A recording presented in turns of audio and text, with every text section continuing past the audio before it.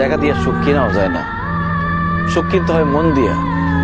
সুখ আসে কলিজা থেকে, সুখ আসে কলিজা থেকে।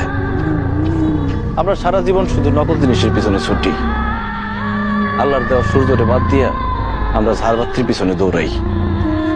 টাকা দিয়া তো তাহলে বড়লোক মানুষটা কবরের মধ্যে টাকা দিয়া সুখ কিনতো, টাকা দিয়ে সুখ পাওয়া যায় না।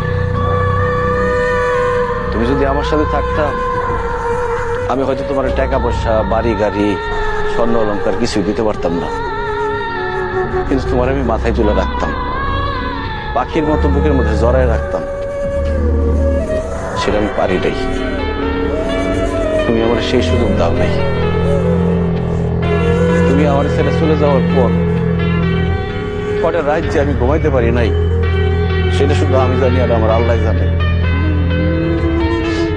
আমি কত চেষ্টা করছি, তোমার কত অনুরোধ করছিলাম, তোমার হাতে ধরছি, পায়ে পড়ছি, কিন্তু তুমি আমার সাথে থাকো নাই, আমার সাথে ছলনা করে চলে গেছো।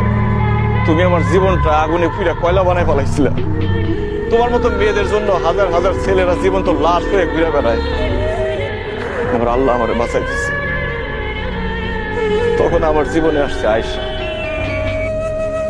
আয়েশাও আমার মতো অশিক্ষিত, পড়াশোনা করে নাই, টাকার সুখ সে বুঝে না, কিন্তু সে যে আমার সম্মান করে আর ভালোবাসে, পৃথিবীর সবকিছু দিয়ে মনে হয় সেই ভালোবাসা পাওয়া যাবে না।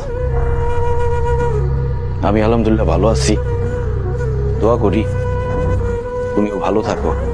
তোমার প্রতি আমার কোনো রাগ অভিমান নাই।